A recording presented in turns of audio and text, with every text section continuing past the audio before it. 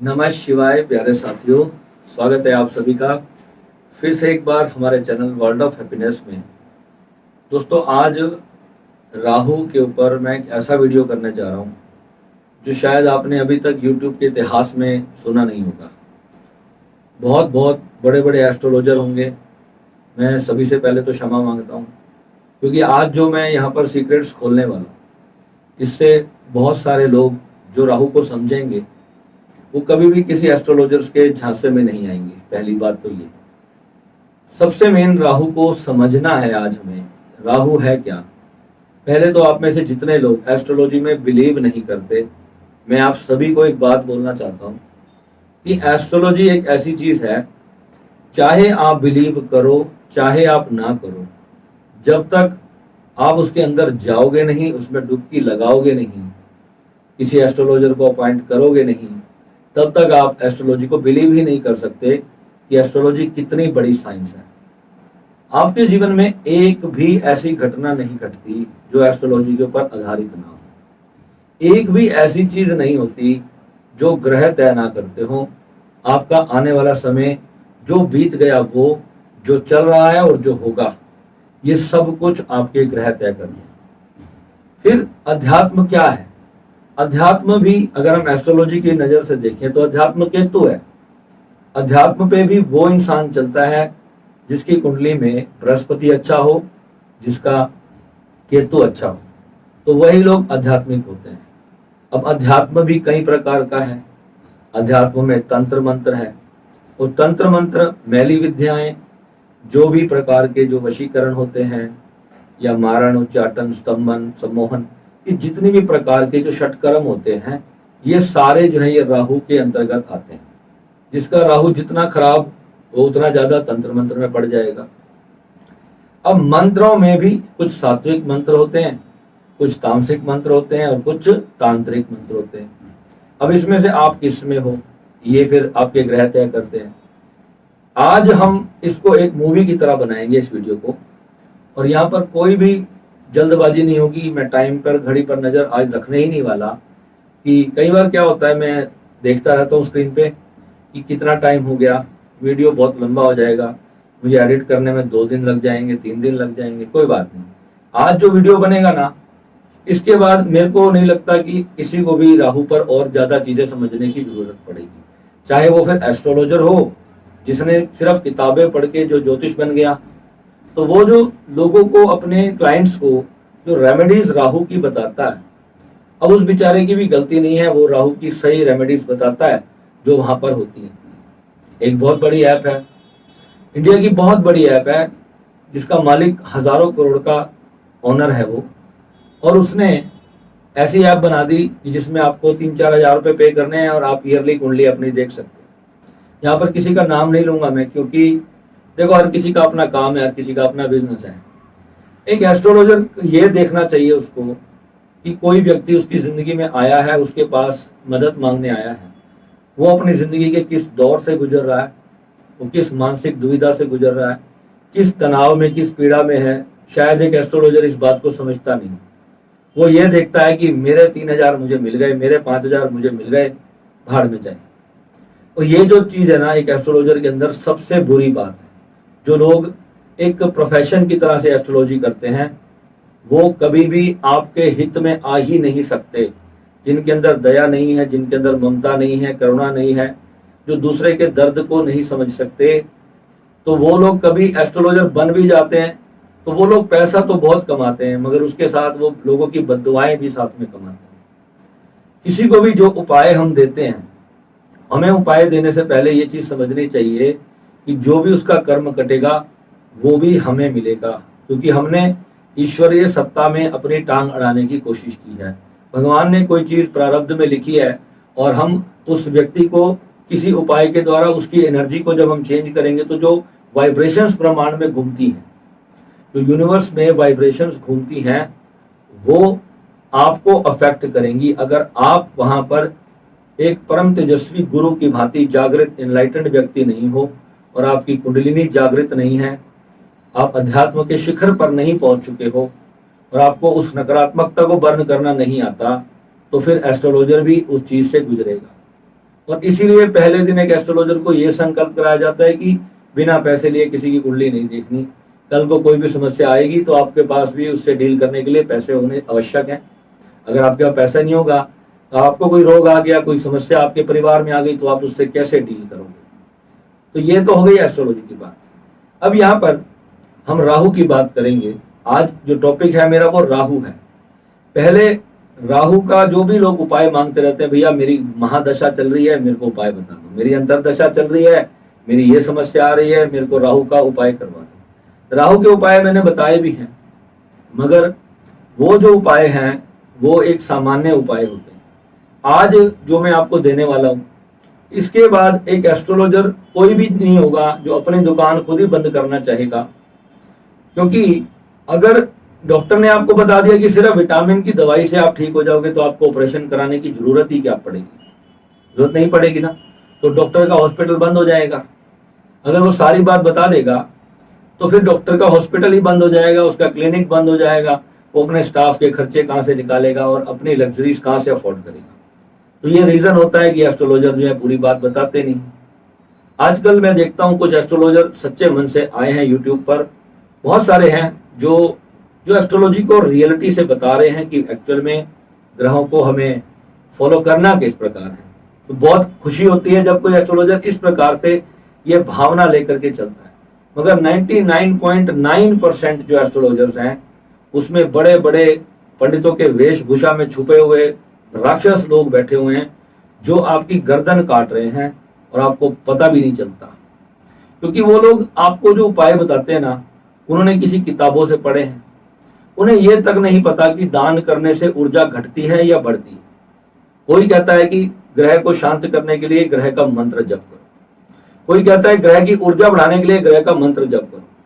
अब आप दो एस्ट्रोलॉजर अगर आपने ऐसे सुन लिए और आपको ग्रह की ऊर्जा को शांत करना है, तो वहां पर आप खुद सोचो कि आप क्या करोगे। आप उस ऊर्जा को शांत करने के लिए मंत्र जाप करोगे या उस ग्रह की ऊर्जा को बढ़ाने के लिए मंत्र जाप करोगे। ऐसी ऐसी सिचुएशंस खड़ी हो जाती हैं ग्रह कुंडली में कि एक ग्रह दो राशियों का स्वामी होता है। एक जगह पर वो खराब भाव में राशि पड़ी होती है और एक जगह पे बहुत अच्छे भाव में पड़ी होती है। तो ऐसी स्थिति में उस ग्रह की क्या रेमेडी करनी चाहिए कि जो सिर्फ खराब वाले ग्रह का तो असर खत्म हो जाए और अच्छे वाले का ना खत्म हो। ऐसा कभी हो ही नहीं सकता। अगर आपको मैं एक कमरे से उठा करके दूसरे में शिफ्ट करूंगा तो आप अपना पूरा सामान लेकर के ही दूसरे कमरे में शिफ्ट होंगे।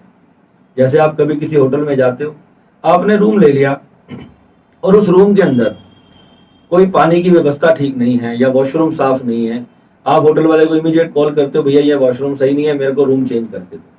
तो क्या अपना लगेज आप उस रूम में छोड़ देते हो? नहीं छोड़ते। आप जैसे ही दूसरे रूम में शिफ्ट करोगे तो अपना सारा लगेज भी अपने साथ शिफ्ट करोगे।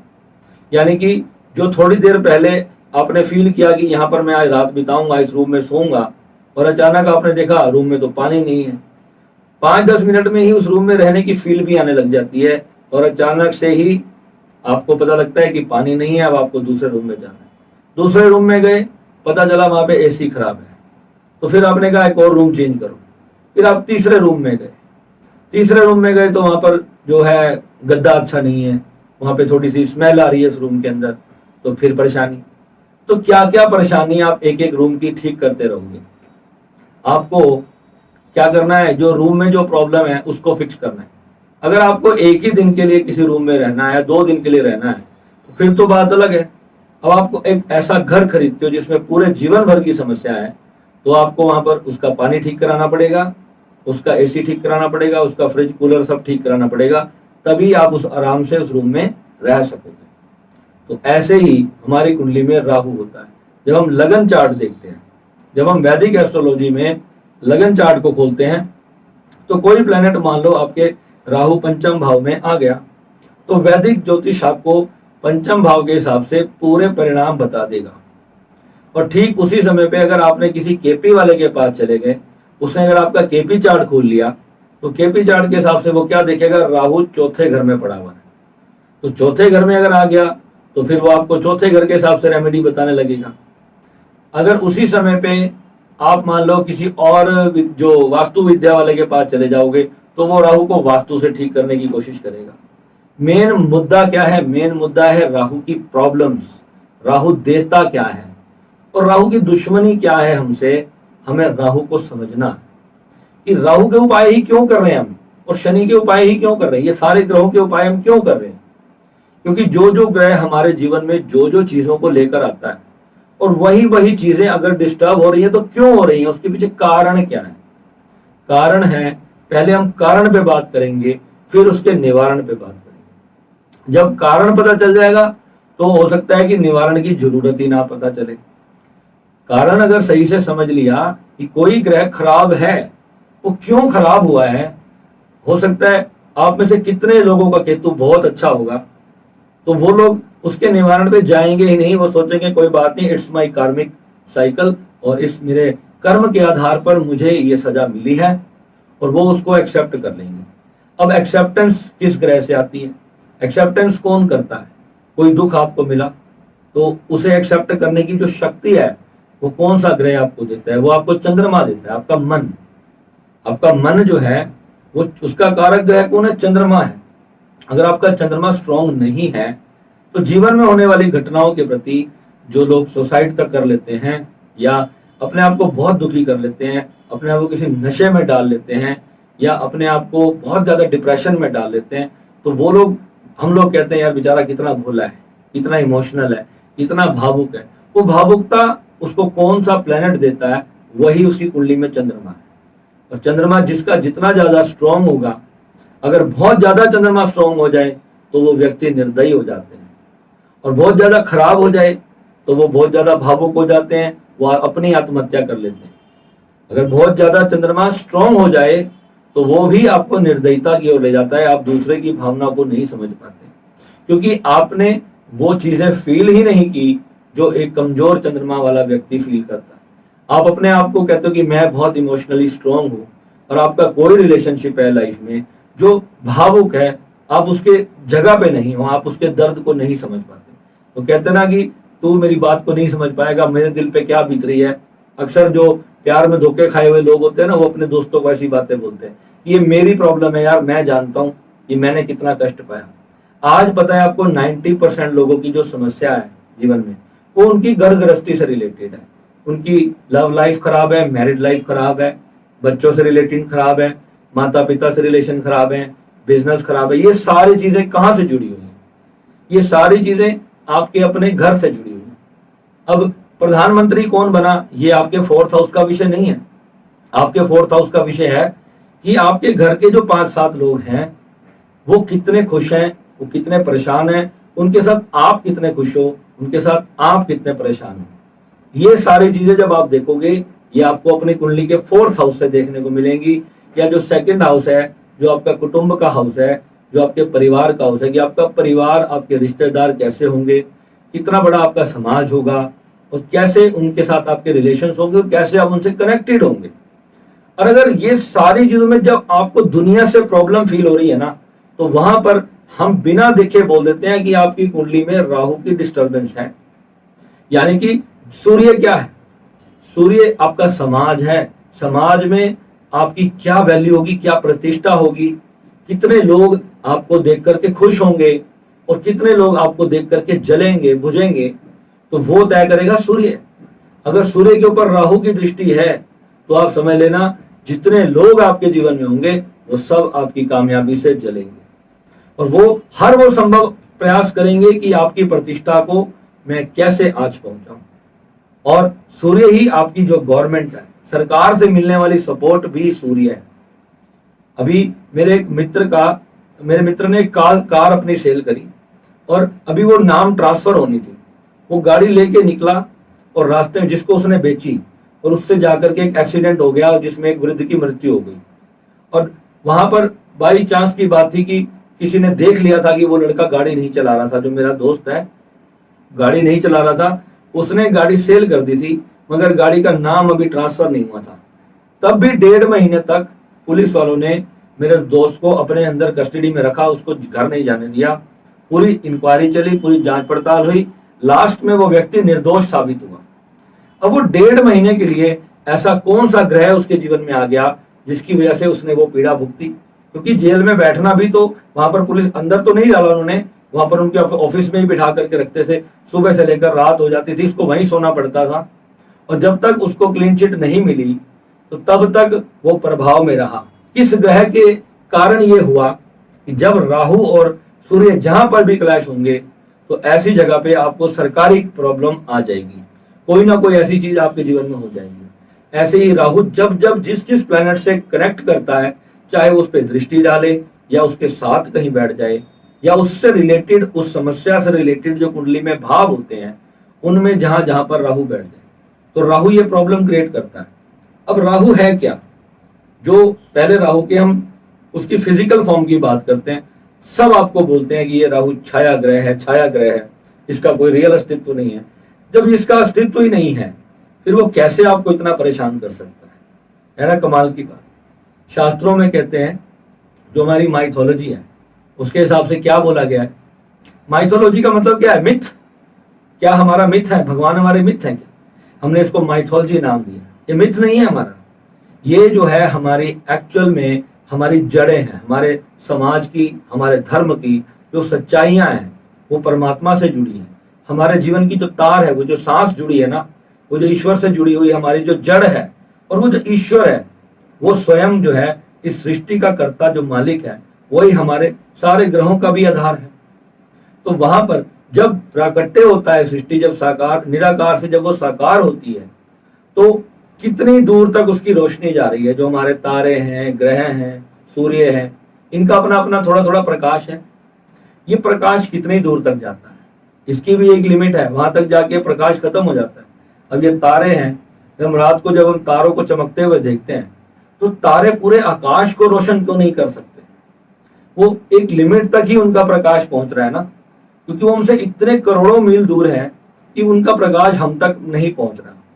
पहुंचता है मगर हमें पता है कि वो बहुत दूर है हमसे, उसकी एक लिमिट है। वो हमारे पूरे ब्रह्मांड को रोशन नहीं कर सकता। वो रोशन क्यों नहीं कर पा रहा? क्योंकि जो लाइट ट्रैवल कर रही है वो किसी चीज पे टकरा नहीं रही है। जब किसी ग्रह पर वो टकराएगी तो उस रोशनी से वो जो टकराव है वो हमें दिखाई देगा। पॉइंट को समझ आ रहा है आपको? किसी भी स्टार से या जो सूर्य है, ये सब तारे ही हैं, तो इनसे जो प्रकाश पैदा हो रहा है, जो जहां से जो रोशनी ट्रेवल करते कहीं दूर पड़ती है, जैसे चंद्रमा की रोशनी है वो हम पे पड़ रही है, सूर्य की रोशनी चंद्रमा से टकरा करके हम पर पड़ती है, इसलिए हमें चंद्रमा रात को चमकता हुआ दिखाई देता है। चंद्रमा का अपना कोई प्रकाश नहीं, मगर तारों के पास अपना प्रकाश है। वो अग्नि के गोले हैं, गैस के गोलों की तरह जल रहे हैं वहां पर। अगर उनके पास जाओगे तो वो सूर्यों से हजार हजार गुना, मिलियंस ऑफ मिलियन टाइम्स गुना बड़े बड़े तारे हैं। ये सब आपने वीडियोस में देखा होगा। मगर वास्तविकता क्या है? जब कोई चीज किसी चीज पे टकरा ही नहीं रही तो वो जो खाली स्पेस है वो वास्तविकता में राहु है।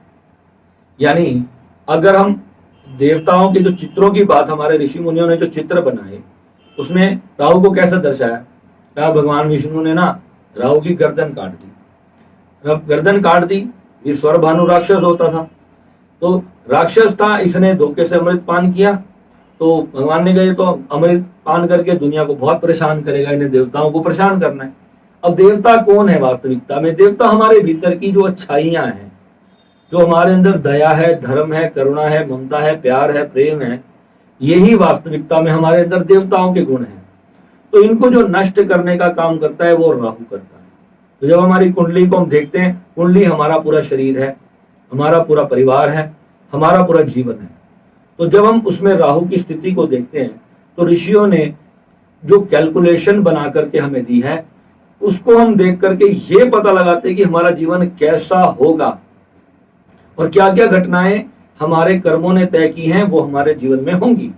तो राहु जिस भी भाव में जाता है, यहाँ पर आज वाले वीडियो में इंट्रोडक्शन वीडियो ही इतना लंबा होगा क्योंकि राहु पे मैं जो भी चीजें लाऊंगा आपको पता चलेगा। आप आज वाले वीडियो से इतना सीख जाओगे कि राहु को पहले समझना कैसे, क्योंकि लोग राहु के ऊपर रेमेडीज में हजारों लाखों रुपए बर्बाद कर देते हैं मगर उनका राहु शांत नहीं होता। आपको पता है कि राहु में सबसे पहली चीज, जिनका राहु खराब होता है ना, तो हम उसको पहली चीज क्या मना करते हैं कि भैया ड्रिंक और नॉनवेज बंद कर दो, क्योंकि ये चीज जो है ना, अब लोग कहते हैं भैया हम नहीं छोड़ सकते, तो उनको ये चीज मान लेनी है कि अगर ये ड्रिंक और नॉनवेज नहीं छोड़ सकते तो फिर वो राहु को शांत नहीं कर सकते, क्योंकि राहु की जो गर्दन है ना, जब वो कुछ खाता है तो उसके वो पेट में नहीं जाती, क्योंकि केतु उसके धड़ से अलग है।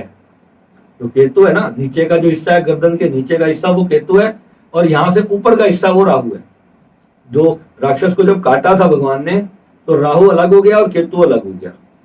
तो वो जो खाता है उसका पेट ही नहीं भरता, उसे पता ही नहीं चलता वो खाना कहाँ गया।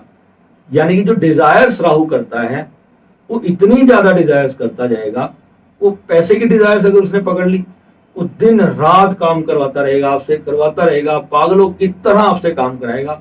आप बहुत अमीर हो जाओगे, मगर कहीं भी आपको सेटिस्फेक्शन नहीं आएगी। तो जिन लोगों का राहु आप कुंडली में देखते हो ना, बहुत अच्छा है, वो लोग हजारों करोड़ के मालिक है, मगर आज भी वो लोग काम कर रहे हैं। वो क्यों कर रहे हैं? उनको पता ही नहीं है कि हमारा राहु खराब है। वो राहु को हम बिजनेस के लिहाज से अच्छा कहेंगे, मगर उन लोगों ने अपने केतु को पकड़ा नहीं। केतु क्या है? अध्यात्म। केतु क्या है? मन की शांति।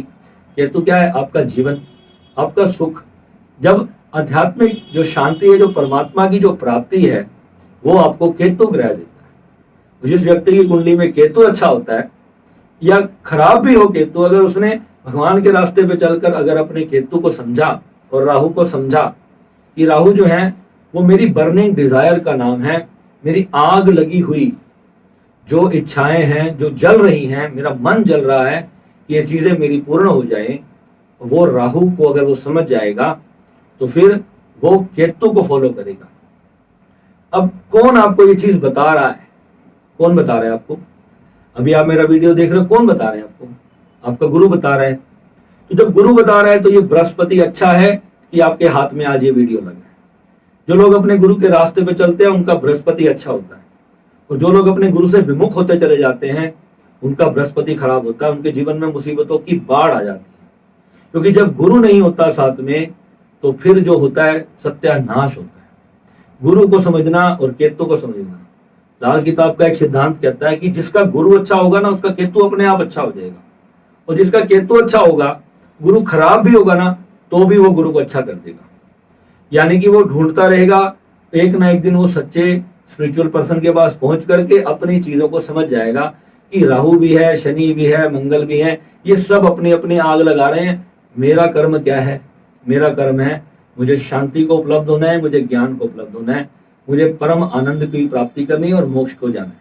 मुझे इस जीवन में आने के उद्देश्य को ही मेरा जो समझना है वही मेरा यहाँ पर काम है। और जो राहु के पीछे भागेगा, राहु के पीछे भागना गलत नहीं है। संसार में जो भी आपको लग्जरीज मिलेंगी वो राहु की दशा में आपको सब कुछ मिलता है, क्योंकि राहु की दशा में व्यक्ति पागलों की तरह काम करता है। जब व्यक्ति का विदेश गमन हो जाता है तो अक्सर उसकी राहु की दशा होती है। मेरी भी अभी राहु की दशा चल रही है, और आज मैं जहां पे खड़ा हूं, जिस दिशा में आपसे बात कर रहा हूं, ये राहु ही है यहां तक पहुंचाने वाला। क्योंकि मैंने अपने राहु को समझने की जितनी ज्यादा कोशिश की है, सिर्फ मैंने उसको उपायों द्वारा नहीं ठीक किया।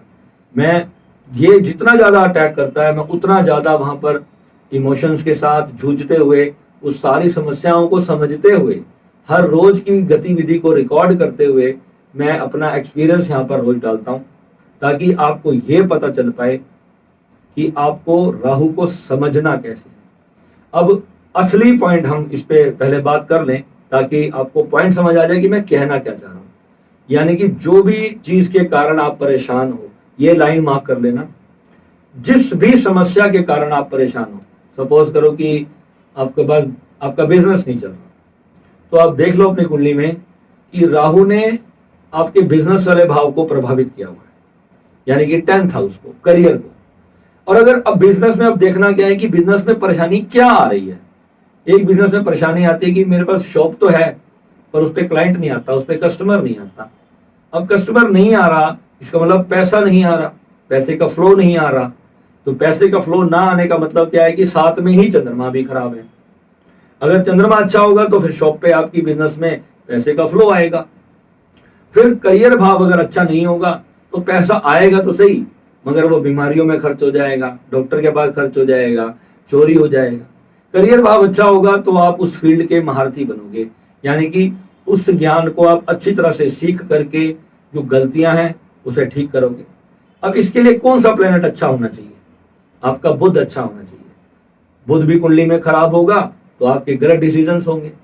गलत डिसीजंस में आप अपना नुकसान पे नुकसान करते जाओगे, अपने रिश्तों को खराब करते जाओगे, अपने बिजनेस को खराब कर दोगे, अपने पैसे को आग लगा दोगे, अपने घर को नुकसान कर दोगे।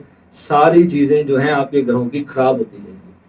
अब इस सब में मैं ये नहीं कह रहा कि आप अपने डिजायर्स के पीछे भागो मत, क्योंकि डिजायर्स पूरी नहीं होंगी तो भी आपके जीवन का मकसद पूरा नहीं होगा।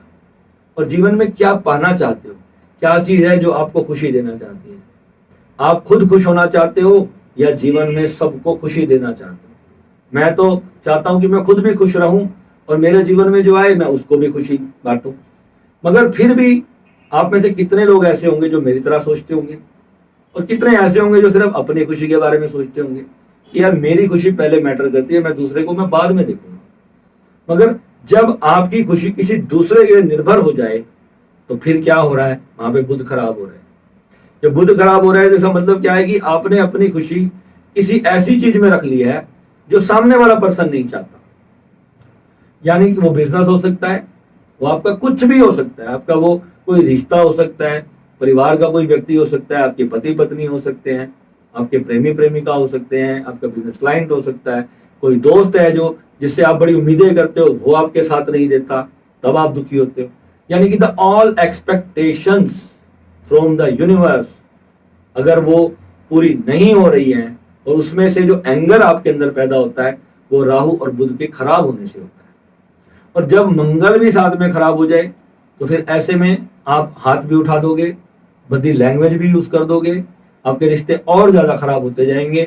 और इस पॉइंट्स को जब आपको समझ आएगा तब आपको पता चल पाएगा कि ये मेरे प्लैनेट्स की वजह से मेरे साथ हुआ, अब मैंने इसको ठीक करना है। जब ठीक करने की रास्ते पे आप चल पड़ते हो उसी को ज्योतिष कहते हैं, उसी को एस्ट्रोलॉजी कहते हैं। यानी कि अब वहां पर तुम नदी में जाकर के कुछ प्रवाहित करो या लाखों भगवान के मंत्र जप करो, उससे ये सब ठीक नहीं होगा। वो इसलिए है, वो तात्कालिक आपको राहत देने के लिए है। जैसे मान लो कि आपका चंद्रमा बहुत ज्यादा खराब हो गया, आपने ऑरा पूरा बिगाड़ दिया, तो वहां पर हम आपको कुछ उपाय देते हैं जिससे कि आपका ऑरा थोड़ा सा बैलेंस होना शुरू होता है। यानी कि जो मून की एनर्जी डिस्टर्ब हुई है वो प्रॉपर आपके ऑरा में फिर से बननी स्टार्ट हो जाए। थोड़ा कुछ पल के लिए आपके पास इतनी शक्ति आए कि आप सोच समझ सको कि मुझे अब क्या करना है। मेरे साथ एक ट्रेजेडी हुई तो मैं अब क्या करूं, मेरे जीवन में कुछ बहुत अच्छा हुआ तब मैं क्या करूं। ये जो थिंकिंग है ना, ये आपका मन जो आपके जीवन को चला रहा है ना, ये जब तक आपका बैलेंस नहीं होगा, यानी कुछ अच्छा नहीं चल रहा है तो उसमें सुसाइडल थॉट लेकर के आना, यहाँ पर आपका चंद्रमा खराब होगा, आपका बुध खराब होगा, आपका बृहस्पति, सब कुछ खराब हो जाएगा। ये समझना क्या है कि क्या हार मानना क्या मेरा जीवन का लक्ष्य है, क्या ये पाने के लिए आया हूं, और वो ये सोचना कि मेरे मरने के बाद मेरा जीवन शांत हो जाएगा या मैं परम शांति उपलब्ध हो जाऊंगा, ये और बड़ी बेवकूफी है। ये और ज्यादा बड़ी बेवकूफी है जो लोग ये सोचते हैं कि मेरी आत्महत्या के बाद मेरा जीवन शांत हो जाएगा। एक बार गुरु गोरखनाथ जी के सामने एक व्यक्ति ने बोला कि मैं आत्महत्या करना चाहता हूँ। तो गुरु गोरखनाथ जी ने कहा कि कर लो आत्महत्या, क्या दिक्कत है। तो उसने सोचा कि यार ये आप कैसे गुरु हो, मैं परेशान हूँ और आप मैं आत्महत्या की बातें कर रहा हूँ और आप बोल रहे हो कि मतलब जा तू कर ले। तो गोरखनाथ जी ने उसको क्या उत्तर दिया, मैं इसलिए टेंशन फ्री हूँ कि मुझे पता है जब मृत्यु होती ही नहीं तो तुझे खुद को भी पता चल जाएगा मृत्यु नहीं होती। तो एक बार तू मर के देख ले, और मर के जैसे ही तू देखेगा तो फिर अगले जन्म में कम से कम तू ये तय करके आएगा कि अब मैं कम से कम आत्महत्या तो नहीं करूंगा। क्योंकि एक बार अगर गलती करेगा, बेहोशी है वो जो बेहोशी ने आत्महत्या करवाई, वो जो क्रोध ने आत्महत्या करवाई। जैसे हमारे शहर में घटना घटी थी, एक पिता ने अपने बेटे को गुस्से में कुछ बुरा भला बोल दिया और उसने बाइक उठाई और सीधा जाकर के बाइक समेत वो नहर में कूद गया, मर गया। परिवार भी दुखी हो गया, वो बच्चा तो मर ही गया। तो आप ये सोचो कि क्या उसने वो शांति प्राप्त कर ली? शांति प्राप्त नहीं हुई। वो राहु है, वो जो एंगर को इतना बढ़ा दिया कि या अगर उसका बस चलता तो या तो वो अपने पिता की हत्या कर देता या खुद आत्महत्या कर लेता, क्योंकि पिता ने उसकी वो बात नहीं मानी जो बेचारा वो चाहता था, जिसमें उसकी खुशी थी वो उसके पिता ने उसको नहीं करने दी। तो वो बेचारा इमोशंस में आकर के, वो पीड़ा में आकर के वो अपने उस पर कंट्रोल नहीं कर पाया और उसने जाकर के आत्महत्या करी। तो ये किस कारण से हुई? ये कोई एस्ट्रोलॉजर आपको ये चीजें नहीं बताते। क्यों नहीं बताते? वो कहते भैया कुंडली लाओ, इतने पैसे लाओ और हम तुम्हारा उपाय देंगे, जान छुटी। क्योंकि ये तुम्हें सिखाएगा कौन? सिर्फ उपाय से और अपने कर्म को बिना सुधारे आप उपाय करोगे तो कोई फायदा नहीं होगा। उपाय इसलिए होता है कि आपको पहले ये पता है कि मेरी एनर्जी डिस्टर्ब है, इसी वजह से मैं ये गलती कर रहा हूँ। एनर्जी ठीक हो रही है मगर गलती फिर भी वही वही किए जाओगे तो फिर आपका ग्रह ठीक नहीं होगा। यानी आने वाले लाइफ में भगवान ने आपको कितना बड़ा कुछ देना है वो सब मिस कर जाओगे आप। यानी भगवान ने कुछ आपसे छीना है ना, तो आपको 2 साल के बाद पता चलता है कि वो कितना अच्छा किया था भगवान ने आपके साथ। तब आपको पता चलता है कि आप कुछ ज्यादा डिजर्व करते हो, क्योंकि पीड़ा उसको मिलती है जिसे भगवान तैयार कर रहे हैं। भगवान आप में से किसी के साथ भी बुरे नहीं है, क्योंकि आप अगर अपनी गेम को ही क्विट कर जाते हो, हार मान जाते हो किसी चीज से, यानी कि आप अपनी ग्रोथ को लात मारते हो, अपनी आत्मिक ग्रोथ को, क्योंकि आपको ये लगता है कि बस यही जीवन है, इस जीवन के बाद कुछ नहीं। और जिसने जीवन के बाद का सत्य देखा हुआ है ना, वो लंबी रेस का घोड़ा है, वो बहुत आगे की सोचता है। वो मरने के कहता है स्वर्ग और नरक नहीं होता। मूर्ख है, महामूर्ख है जो ये बोलते हैं स्वर्ग और नरक नहीं होता। सबके सब लोग हैं। हमारे ऋषि मुनि पागल नहीं थे। मेरे को बहुत साल लगे अपने शास्त्रों को पूरी तरह से ट्रस्ट करने में। पता है क्यों? क्योंकि मेरा एक ग्रह बुध जो है ना, वो ऐसी जगह पे बैठा है कि वो बिना प्रमाण के किसी भी बात को सत्य नहीं मानता, और वीडियो बनाने का तो फिर सवाल ही नहीं होता, क्योंकि ये हजारों लोगों की जिंदगी को बदल भी सकता है और बर्बाद भी कर सकता है।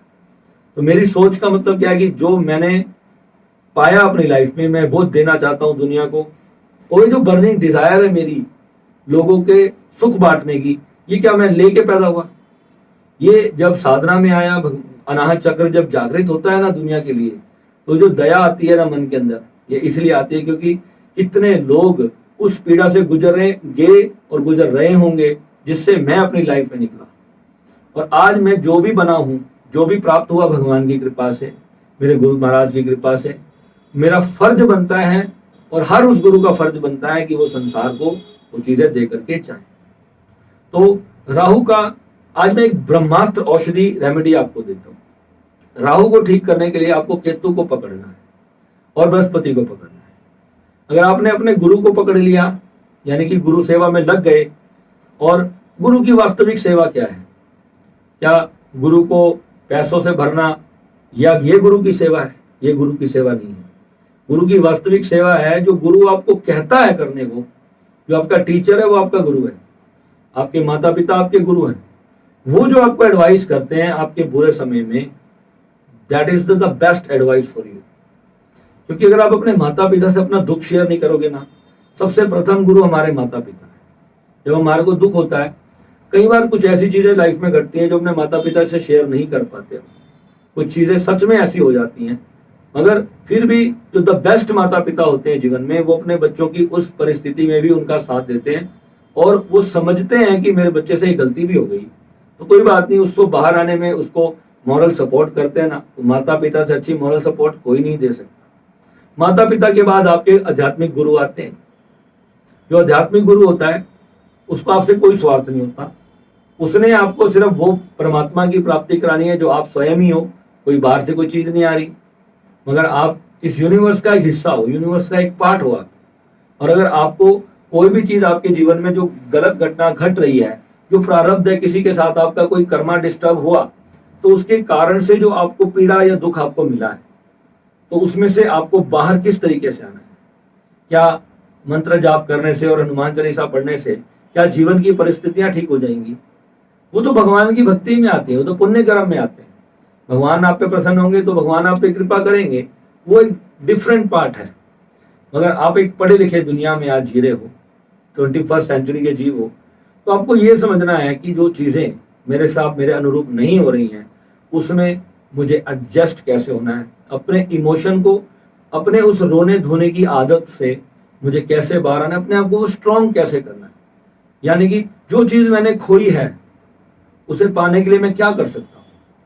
और मान लो कि कोई चीटिंग ही हो गई आपके साथ, या कोई बुरा आपके साथ हुआ, किसी ने आपको धोखा दिया, किसी ने आप पे हाथ उठा दिया, किसी ने आपको गलत अपशब्द बोल दिया, आपके परिवार में किसी ने ऐसा बोल दिया, तो क्यों बोला, वो क्यों किया गया, इस पर काम करने की जरूरत है, या उसके ऊपर एक्शन का रिएक्शन करने की जरूरत है। अपनी गलती को सीख करके उससे आगे बढ़ने की जरूरत है, या उस बंदे को सारी जिंदगी दोषी ठहराने की जरूरत है? क्योंकि अगर आज उस बंदे ने आपको चीट किया ना, तो अब ये समझ लो कि आपने एक गलत पर्सन पे विश्वास किया था, इस वजह से ही आपके साथ चीटिंग हुई। और उसका जो दुख हुआ, क्योंकि आपने किसी के ऊपर इतना ज्यादा भरोसा किया कि जब वो दुख हुआ, जब उसने गलत किया तो आपको बहुत ज्यादा दुख हुआ। और ये सारी चीजें राहु के साथ घटती हैं।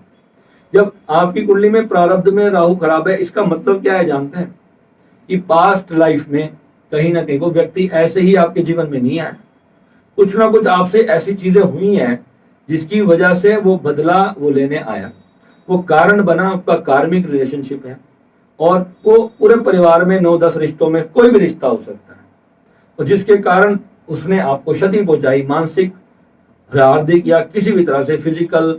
जो पति होते हैं कई बार अपने पत्नियों को बहुत मारते हैं, बहुत पीटते हैं, अपने बच्चों को मारते हैं माँ बाप। आजकल तो बच्चे माँ बाप को मार रहे हैं, उल्टा जमाना आ गया। बच्चे माँ बाप के ऊपर हाथ उठा रहे हैं। रोज ऐसे वीडियो आते हैं जो माँ बाप को उठा करके ओल्ड एज होम में फेंक देते हैं और मारते हैं उनको, बच्चों को। उनको मतलब अच्छी फैसिलिटी भी देना नहीं चाहते। इतना बुरा जमाना आ गया, इतना स्वार्थी जमाना आ गया है कि ठीक है, आपको अपनी लाइफ में ग्रो करना है, आगे बढ़ना है, पर माँ बाप की भी तो चिंता आप ही को करनी है। तो माँ बाप कौन है? माता आपकी चंद्रमा है, पिता सूर्य है। और ये कुंडली में जब ये दो ग्रह डिस्टर्ब है, तभी आपके जीवन में ऐसी परिस्थिति बनेगी। तो वहां पे आपको करना क्या है? पहले अपने डिजायर्स को एक तरफ रख दे, और वहां पर पहले सबसे पहले अपने माता पिता के जीवन को अच्छा करें, जिन्होंने आपको इस लायक बनाया है कि आज आप मार्केट में खड़े हो, समाज में कोई अच्छा नाम लेकर के खड़े हो, पढ़ लिख गए हो, जो भी आपने जीवन में हो, यह माता पिता की वजह से हो। और माता पिता के लिए अगर आप नहीं सोचोगे तो पहले गुरु ही आपका खराब हो गया। बृहस्पति आपको चाहे कुंडली में कितना भी अच्छे घर में बैठा हो, अगर आपने सूर्य चंद्रमा की केयर नहीं की तो बृहस्पति खराब रिजल्ट देना शुरू कर देगा आपको। बृहस्पति से आने वाले जितने भी लाभ होते हैं वो सब आपके डिस्टर्ब होने शुरू हो जाएंगे। तो अब ये देखो कि मैंने अभी कितनी छोटी सी बात बताई, लगभग आधा घंटा बीत गया होगा। अब ये सोचो कि ये चीजें एक प्लेनेट के ऊपर मैं बात कर रहा हूँ, एक प्लेनेट कितने प्लैनेट्स को डिस्टर्ब करता है। अब राहु आपकी कुंडली में सपोज करो पहले घर में आ गया, तो आपको समझना क्या है कि मेरा नेचर कैसा होने वाला है। मैं कपटी होने वाला हूं, मैं चालाक होने वाला हूं, क्योंकि दिमाग पर राहु बैठ गया।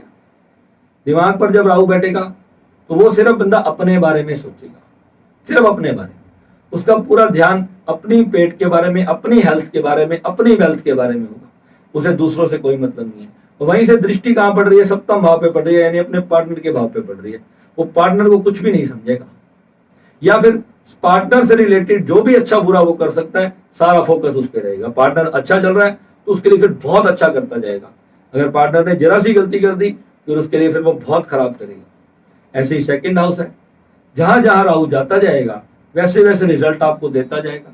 उसके लिए आप बहुत सारे वीडियो देख लेना, यूट्यूब पे बहुत पढ़े।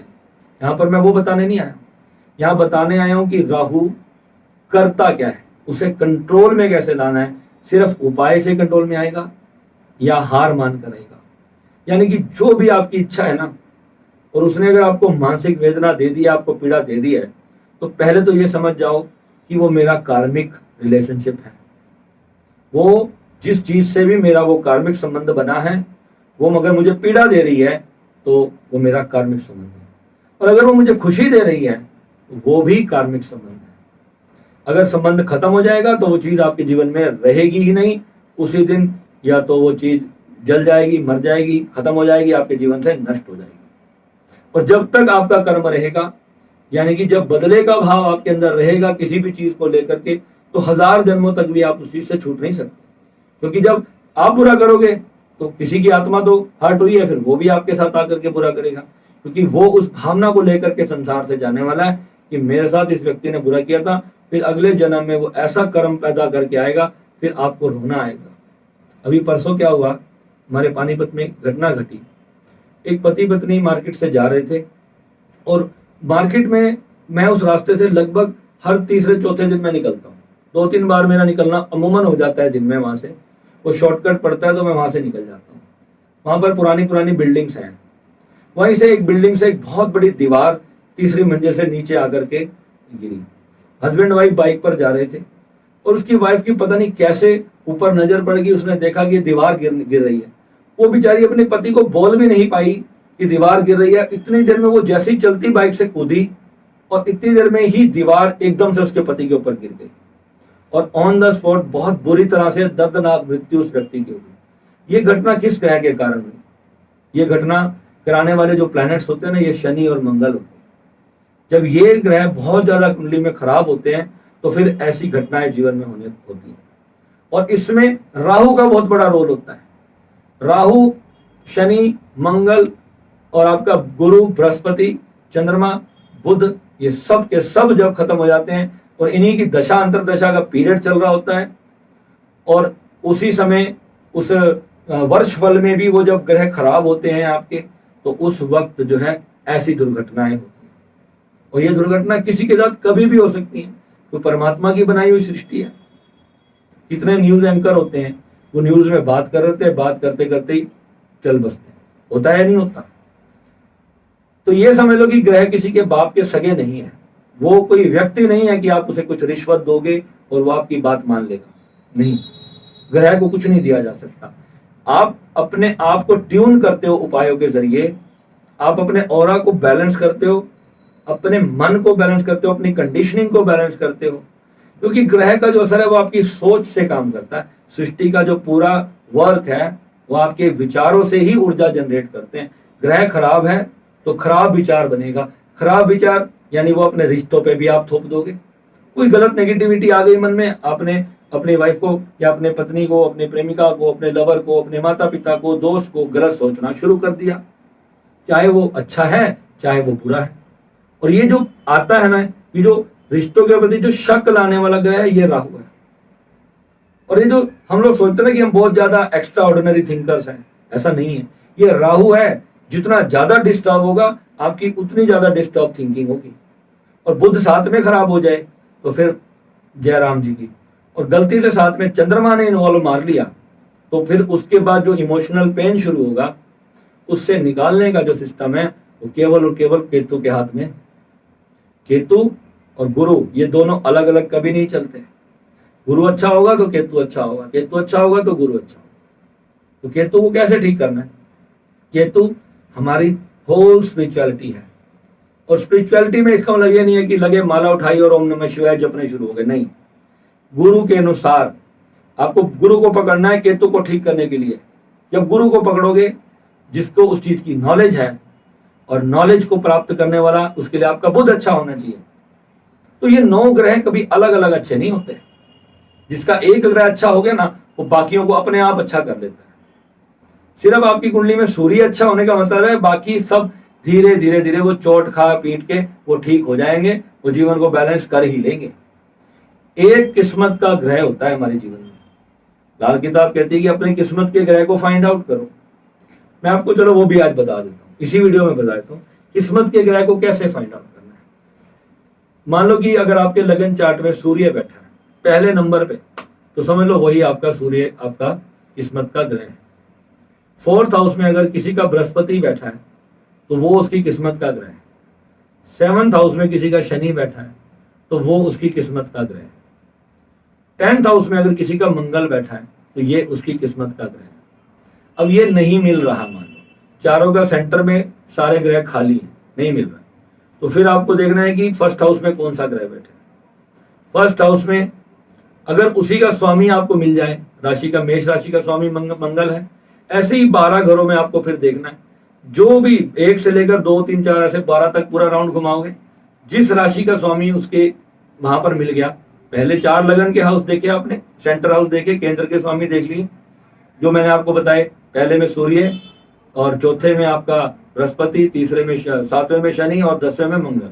अगर इन चारों में से कोई भी ग्रह आपका बैठा है, पहले सीक्वल वाइज देखना है। पहले नंबर पे आपको सूर्य को ही देखना है कि वो कहाँ बैठा है। अगर सूर्य लगन में आ गया तो सूर्य ही आपकी किस्मत का ग्रह है। फिर उसके बाद अगर सूर्य वहां पर नहीं है तब 4th पे जाना है, ऐसे ही फिर 7th पे, फिर 10th पे। अब इन चारों में आपको अपनी किस्मत का ग्रह नहीं मिलता तो फिर आपको 1 से लेकर 12 राशियों में देखना है। उसमें फिर जिसका स्वामी आपको जहां पर मिल जाएगा तो फिर आपको पता चलेगा कि वो मेरी किस्मत का ग्रह है। ऐसे फिर वो भी नहीं मिलता अगर आपको, तो फिर अब आगे और डीप है। फिर आप समझो कि आपको ज्यादा किस्मत के ग्रह के चक्कर में नहीं पड़ना, क्योंकि वो बहुत ज्यादा इफेक्ट आपको फिर कोई भी ग्रह नहीं दे रहा।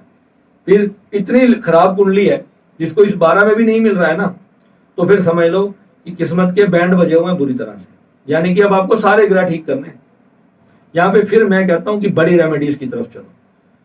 स्टार्टिंग में अगर आपको अपना किस्मत का ग्रह फाइंड आउट हो गया, तो वहां से आपने पकड़ना क्या है, उस ग्रह से रिलेटेड अपनी चीजें जीवन में उतार देनी। उस ग्रह से रिलेटेड जब आप बिजनेस करोगे, उस ग्रह से रिलेटेड अपने रिश्तों पे काम करोगे, उसको समझोगे। सपोज वो सूर्य है, एग्जाम्पल दे दिया मैंने आपको। अब सूर्य क्या है, सूर्य ही हमारी जो सारा जो तेजस्वी काम होते हैं, जितने भी जो राजनीति से रिलेटेड होते हैं, जो सोशल जो हमारी सोसाइटीज होती हैं, इससे रिलेटेड जितने भी काम होते हैं वो सूर्य है। आप जीरो से स्टार्ट हो जाते हो। अगर आपका सूर्य कुंडली में बहुत अच्छा है ना, तो आप एक सफल राजनेता बन सकते हो। ऐसे बहुत सारी चीजें हैं हर ग्रह की, वो तो आपको फिर एक एक करके आपको फिर सीखनी पड़ेंगी। इसके लिए मैं कहता हूं आप एस्ट्रोलॉजर को हायर करो, क्योंकि इसके लिए सीखने में अगर 5 साल 10 साल खराब करोगे, वो आपको 5,000 भर के 3,000 भर के आपको पता चल रहा है, वहां पे आप उस चीज के लिए जरूर करो। मगर रेमेडीज के ऊपर जब पैसा खर्च करना है, उसको बहुत अच्छे से सोचना है, समझना है कि ये रेमेडी सच में मेरे लिए है, मुझे करनी ही पड़ रही है, मेरा ग्रह सच में इतना खराब है कि मुझे उसकी रेमेडी करनी पड़ेगी। और अगर वो राहु है, तो रेमेडीज के साथ जो मैंने आपको चीज बताई है कि आपको उस फीलिंग्स के ऊपर कंट्रोल लाना पड़ेगा। और राहु अगर खराब रिजल्ट दे रहा है, तो केतु को पकड़ना पड़ेगा। अगर केतु को आप ठीक नहीं करोगे, तो फिर कुछ भी ठीक नहीं होगा। देखो केतु क्या है, हमारी गर्दन का नीचे का पार्ट है। उसके पास ना आंखें हैं, ना कान है, ना मुंह है, ना सोचने समझने का कुछ नहीं है, वो बस किए जा रहा है कुछ। अगर आप में से कितने लोग ऐसे हैं जो ये सोचते हैं बस मुझे ये नहीं पता मैं क्या कर रहा हूं और क्यों कर रहा हूं, किस लिए कर रहा हूं, तो समझ लो उसका केतु तो काम कर रहा है, मगर उसका राहु उसका साथ नहीं दे रहा। यानी डायरेक्शन नहीं मिल रही उसको कि मुझे कहाँ जाना है, करना क्या है। जितने लोग इस चीज से परेशान है, तो उनको राहु और केतु को मिलाना है। राहु और केतु को मिलाने की जो सारी साइंस है ना, वो ही हमारी श्री विद्या, जो मैं कंप्लीट साधना यहाँ पर करवाता हूँ, वो ही हमारी वो साधना है। और आप बिलीव नहीं करोगे, मेरी कुंडली में इतने नेगेटिव काम हुए हैं, इतने खराब खराब मेरे जीवन में रिजल्ट आए हैं, मगर देर सवेर मैं उस दुख से, उस पीड़ा से बाहर आकर के मैंने हमेशा अपने मन को साधा, और हमेशा भगवान ने मुझे एक बहुत बड़े लेसन के साथ एक और जीवन में नई खुशी के लिए आगे बढ़ाया। और ये जो चीजें हुई हैं, मैं कहता हूँ भगवान का धन्यवाद करता हूँ कि मुझे उन सभी लोगों के चेहरे दिखा देता है, पता चल जाता है कि जीवन में कौन अच्छा है कौन बुरा है। देर सवेर सही, मगर जब हमें पता चलता है ना, तो बहुत खुशी मिलती है। और फिर आप एक्चुअल में रियल लोगों के साथ आप जुड़ पाते हो, क्योंकि रियल लोग आपको फिर पता चलते हैं कि आपके वास्तविकता में आपके साथ है कौन, खड़ा कौन है आपके साथ। स्वार्थ पर तो पूरी दुनिया के रिश्ते खड़े हैं मेरे दोस्त। अनकंडीशनल लव जो है ना, वो जीवन का सबसे बड़ा संकल्प होना चाहिए। और इस रास्ते पर कामयाब होने का मतलब है आपको परमात्मा की तरह अपने दिल को रखना है। परमात्मा की तरह यानी आपके साथ कोई कितना भी बुरा क्यों नहीं कर रहा है, आपको अपना प्यार लुटाना है। अगर आप अपना प्यार लुटाने वाला, ये मेरा एक फॉर्मूला अगर आपने पकड़ लिया, अपना प्यार लुटाना सीख लिया। अब कई बार क्या स्थिति होती है मैं आपको बताता हूँ। कई बार सच में हमारा ऐसे लोगों से, गंदे लोगों से पाला पड़ जाता है कि वो आपके प्यार करने के बावजूद भी आपके साथ बुरे पे बुरा करते चले जाते हैं। तब भी अगर आपको कभी गुस्सा आ जाता है ना, और आप गुस्से में उसका कुछ बुरा बोल भी बैठते हो ना, सच में वो ग्रह ही खराब होता है। उसकी फिर रेमेडी की जरूरत पड़ती है। यानी अगर आपको क्रोध में आपने कुछ गलत कर दिया, फिर उसकी रेमेडीज की जरूरत पड़ेगी। अगर वो ग्रह डिस्टर्ब है आपका, करते रहना पड़ेगा उसके उपाय को। नहीं करोगे तो फिर जो आप देखते हो ना, जितने भी कोर्ट कचहरियां खड़ी होती हैं, तो ये सब गुस्से में खड़ी होती है मेरे दोस्त। ये गुस्सा इतनी बुरी चीज है कि ये समझ लो, अभी आप इजराइल में देखो कि क्या हो रहा है गाजा में। क्योंकि पहले शुरुआत किसने की? ये जो अहंकार है, ये घमंड है कि मेरा धर्म, ये जो चीज चल रही है ना, दुनिया ने चला तो दी है, मगर ये पूरी दुनिया में करोड़ों हत्याएं होने के बाद ही शांत हो सकती है। कोई ये सोचे कि ये समझ आ जाएगी लोगों में? इतने पढ़े लिखे लोग, इतना अपने भले बुरा जानने वाले लोग एक छोटी सी बात नहीं समझ पा रहे कि परमात्मा एक ही तो है। बस अपने अपने धर्म की किताबों को फॉलो किए जा रहे हैं। मूर्खता में क्या कर रहे हैं, एक दूसरे को, दूसरे धर्मों को नीचा दिखाने का जो काम है ना, ये महान नीच लोगों का काम है, जो दूसरे धर्म को गाली देते हैं। जो अपने धर्म का सम्मान करना कितनी अच्छी बात है, आप करो ना अपने धर्म का सम्मान, मगर जब आप दूसरे धर्म को गाली देते हो, दूसरे धर्म को नीचा दिखाने की कोशिश करते हो, तो सोचो जैसे आप अपने भगवान से प्यार करते हो वैसे ही सभी अपने अपने भगवान से प्यार करते हैं। अगर आप अपने अल्लाह से प्यार करते हो तो वो अपने वाहेगुरु से, वो अपने राम से प्यार करता है। तो वही इज्जत उसके मन में भी है, वही इज्जत आपके मन में भी है। हिंदू हो, मुस्लिम हो, सिख हो, ईसाई हो, ये बात हर किसी को समझनी है। सारे के सारे पढ़े लिखे अंग्रेज मिलते हैं मुझे, तो हर बंदा यही कहता है भैया मेरा ही धर्म सही है, तुम्हारे धर्म में तो ये कमी है, तुम्हारे। अरे भैया, लेट आवर धर्म की कमी विद अस। आपको क्या करना है, आप अपने धर्म को फॉलो करो ना। अब कहो तो भैया कुरान में तो कहा है कि काफिर को तो मारना है। काफिर कौन है? जो इस्लाम को, अल्लाह को नहीं मानता, वो काफिर। ये अन्याय की बात है।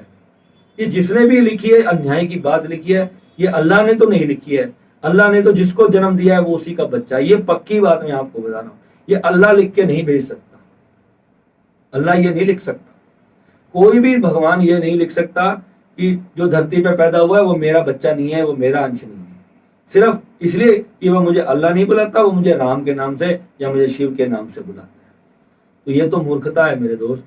यही हमें दुनिया को सिखाया होता अगर स्कूलों में, मदरसों में, जहां जहां पे ये तालीमें दी जाती हैं, तो ये क्या है, ये ग्रह जो खराब हो रहे हैं ना, क्योंकि बृहस्पति खराब हो गए, केतु खराब हो गया, उनका अध्यात्म खराब हो गया, इसलिए राहु, केतु, शनि, ये सब आग बरसा रहे हैं इसमें धरती पे। ग्रहों से जो चीजें होती हैं वो तो प्राकृतिक आपदाएं तो आती हैं, ये तो हम खुद ही प्राकृतिक आपदाएं पैदा कर रहे हैं संसार के अंदर। तो इतने बच्चे जो बेचारे छोटे छोटे बच्चे मर रहे हैं, आत्मा, मैं तो 10 दिन से मतलब वीडियोस देखता हूँ ना, कसम से मेरी छाती फट के बाहर आती है। एक छोटे छोटे बच्चे बेचारे भूखे मर गए, किसी को रहम नहीं आ रहा। क्या ऐसे अल्लाह ने क्या दिया, या ऐसे भगवान ने, ऐसे जीसस ने तुम्हें क्या देना है जिसने तुम्हारे बच्चों को ही भूखा मार दिया? तो ये सोचो, ये मानसिकता दे के जा रहे हो तुम अपने बच्चों को। अपने बच्चों को हर धर्म का सम्मान करना सिखाओ, हर अपने धर्म की भी पूजा करो, अपने धर्म की भी सारी आप नमाज पढ़ो दिल से। आपको भगवान राम का नाम भी लेना चाहिए, आपको वाहेगुरु का नाम, सबका नाम लेना चाहिए, सभी भगवान है। या फिर एक ये बात छोड़ दें कि सिर्फ मेरा ही भगवान है। आप ये भी कर सकते हैं कि मैं सिर्फ अपने धर्म की भक्ति करूंगा, मैं दूसरे का सिर्फ सम्मान करूंगा। वो भी कर रहा है, मैं उसको बोलूंगा भैया अगर तू मेरे को ईद मुबारक करता है तो मैं भी तुझे हैप्पी दिवाली बोल सकता हूँ। ये छोटी सी भावना अगर हम जड़ से बच्चों के दिल में डालनी शुरू करेंगे तो वो बच्चों को कोई किसी कॉलेज में जाकर के ये हो हल्ला करने की जरूरत नहीं है। उनको पढ़ाई लिखाई की उम्र में ये आतंकवादी बनने की जरूरत नहीं है। 16-16 साल के बच्चों के हाथ में जो बंदूक लेके भेज रहे हैं ना, ये सिर्फ एक ही धर्म कर रहा है। पूरी दुनिया परेशान है इस धर्म से। किस लिए? क्योंकि वो जो बच्चों को मानसिकता दी जा रही है, उनको बताया ही नहीं जा रहा कि भगवान एक है। सबके अंदर अल्लाह के दोषी बनते हैं जब एक जीव को मारते हैं। एक ऐसे बच्चे को जो मंदिर में भगवान का नाम ले रहा है, उसके ऊपर बम बरसा दिया, तो सोचो कि वो भगवान, अल्लाह खुश होंगे या पाप की श्रेणी में डालेंगे? उनको आप क्या लगता है जन्नत में लेके जा रहे हैं? जन्नत तो बना दिया अल्लाह ने गाजा को। क्यों बना दिया जन्नत? ये इतने जो नमाजें पढ़ी है इसलिए ये अल्लाह ने, कहते हैं अल्लाह का कहर नाजिल होगा। तो कहर तो दिख रहा है तुम्हें, अल्लाह का कहर किस पे बरसा है? उन बच्चों ने क्या बिगाड़ा था? अल्लाह किसी का दुश्मन नहीं है, अल्लाह तो निर्लेप है। वो तो सृष्टि बना करके सृष्टि से परे बैठा, अपनी परम शून्य में आनंद की अवस्था का नाम अल्लाह है। वो परम सच्चिदानंद है, जिसे हम सच्चिदानंद कहते हैं, ब्रह्म अवस्था, उसी को तुम अल्लाह कहते हो। उसी को हम कहीं पर जो है एक ओंकार कहते हैं। उसी को बाइबल कहती है in the beginning there was the word. शब्द से, शब्द के ध्वनि से सारा संसार उत्पन्न हुआ, ये विज्ञान ने प्रमाणित कर दिया। तो फिर क्या क्या करेगी कोई भी ताकत वहां पर? अगर हम यही छोटी सी चीज इस संसार को नहीं दे सक रहे तो हमारे से बड़ा मूर्ख कोई नहीं है। अगर हमने 1000 लोगों को भी खुद ये चीज नहीं सिखाई तो समझो कि हम मौत बरसा के जा रहे हैं संसार में। बच्चों की, छोटे छोटे बच्चों के मुख से भोजन छीन छीन के प्यास से मार रहे हैं उन बच्चों को, उनको ये सिखा करके कि तुम्हारा राम बड़ा है, मेरा अल्लाह छोटा है, या मेरा अल्लाह बड़ा है, तुम्हारा राम कुछ नहीं। ये जो भेद हम पैदा करें, जो भक्ति में ये सबसे बड़ी हम अहिंसा कर रहे हैं, उन छोटे छोटे बच्चों पर रहम नहीं कर रहे हैं। उस दिन एक मैं सुबह पार्क से आ रहा था, एक मुस्लिम मियाँ जी जा रहे थे वहां पे, और छोटी सी बच्ची थी उसके साथ। छोटी सी बच्ची ने ना बुर्का पहना हुआ था, इतनी प्यारी बच्ची लग रही थी, मेरा मन करता मैं उसको गोद में उठा लूं। तो वहां पर क्या मैं उसको देखूं कि ये मुसलमान की बच्ची है क्या, इस भावना से उसको देखूं। जब जंग होगी ना तो ये बच्चों पे किसी को रहम नहीं आएगा, क्योंकि उन्होंने उनके बच्चे मारे तो फिर वो उनके बच्चे मारेंगे। अरे कहीं तो इस आग को पानी डालना होगा, और जब तक इसको ज्ञान का पानी नहीं मिलेगा, ये अज्ञानता की आग में घी डलता रहेगा, तो तब तक ये शांति नहीं होने वाली। हम विरोध प्रदर्शन करें, विरोध प्रदर्शन से कुछ नहीं होगा भाई। पहले 6-7 हजार रॉकेट तुम्हारे ही बंदों ने मारे, हमें बहुत दुख हो रहा है, वहां पे तुम्हारे बच्चे मर रहे हैं, हमारी आत्मा पीड़ित हो रही है, क्योंकि बच्चे तो अल्लाह को जानते भी नहीं। अभी वो 2 साल का बच्चा जो मर गया, या जिसकी जो माँ भी प्रेग्नेंट गर्भवती महिला मर गई, तो उसने तो बेचारे को भी ये भी नहीं पता, उसका तो खतना भी नहीं हुआ कि अल्लाह कौन है, उस बेचारे को तो तुमने ये भी पता नहीं चलने दिया। तो इसका पाप किसको लग रहा है पता है?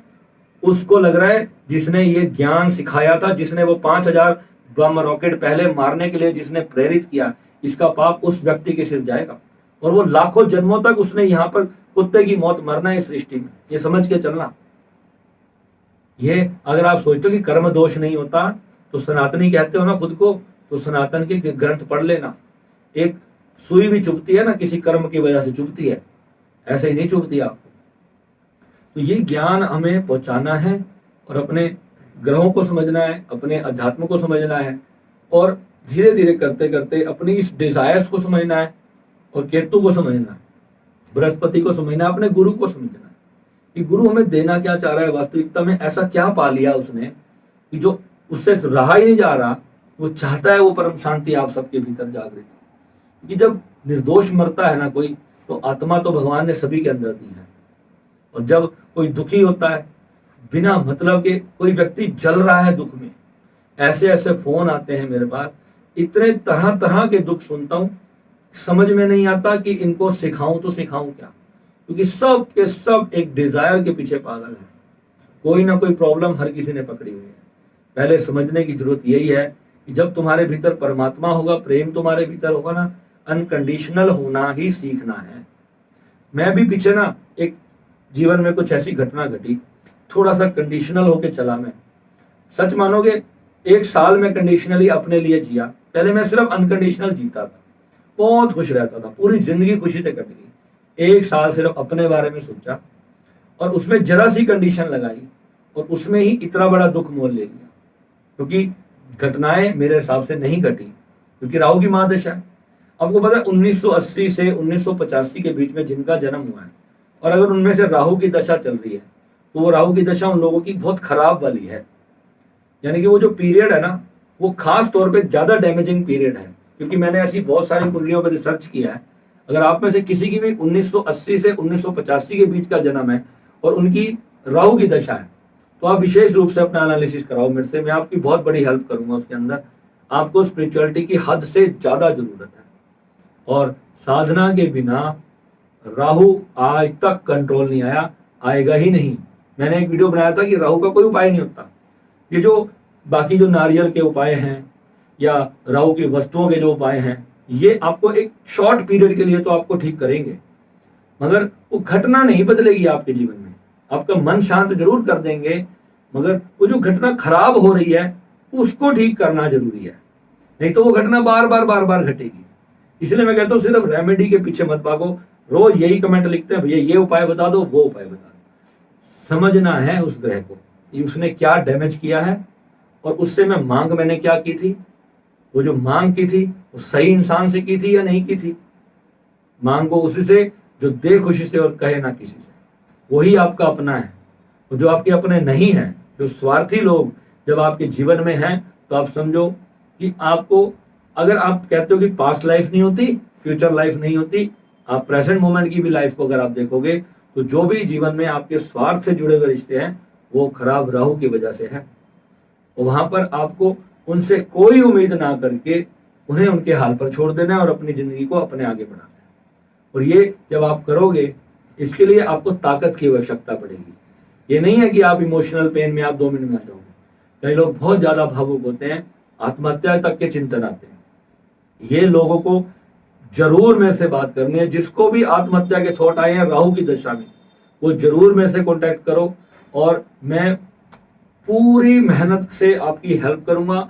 आपको इतनी अच्छी साधना करवाऊंगा, आप उस सब से बाहर निकलोगे और अपने जीवन को द बेस्ट वे की तरफ लेके जाओगे।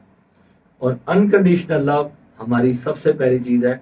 चाहे कोई कितना भी बुरा करे, मेरा अंतिम संदेश यही है, आपको उससे प्यार करना कभी नहीं छोड़ना। अगर आपने नफरत अपने मन में डाल ली तो समझ लो आपने सारे ग्रह खराब कर दिए। प्यार कभी नहीं छोड़ना। प्यार में दुख भी हो रहा है ना, सबको प्यार देना है और अपने माता पिता भाई बंधु पति पत्नी सभी को अनकंडीशनल, जिसको जो चाहिए आप दे सकते हो तो दो, नहीं चाहिए तो नहीं दे सकते तो भी हाथ जोड़ दो, भैया अभी मेरे पास नहीं है, मैं नहीं कर सकता आपके लिए, ये कोई बात। आपको उस चीज को समझना है, अनकंडीशनल लव को समझना है। अगर आप मेरे साधक हो, मुझसे जुड़े हो, तो आपको अनकंडीशनल लव को समझना है। बिना मांग किए हुए प्रेम करना है और ध्यान करना है। और फिर आप देखो श्री विद्या कैसे सिद्ध होगी। और माँ की कृपा जब होगी तो माँ जब दर्शन देती है ना, तो फिर माँ कुछ नहीं देखती, फिर अपार कृपा बरसा देती है। और जिस दिन माँ की वीणा सुनोगे ना, तो आपको उस दिन पता चलेगा कि माँ कितनी अनंत है। और जो कहते हैं ना कि परमात्मा शून्य शून्य, बकवास है, कुछ पता नहीं। अरे शून्य तो है, शून्य से जो प्रकट हुआ पहला वो कौन है? जिसने सारा संसार रचाया, या शून्य ने रचाया क्या? इतनी सुंदर प्रकृति क्या शून्य रच सकता है?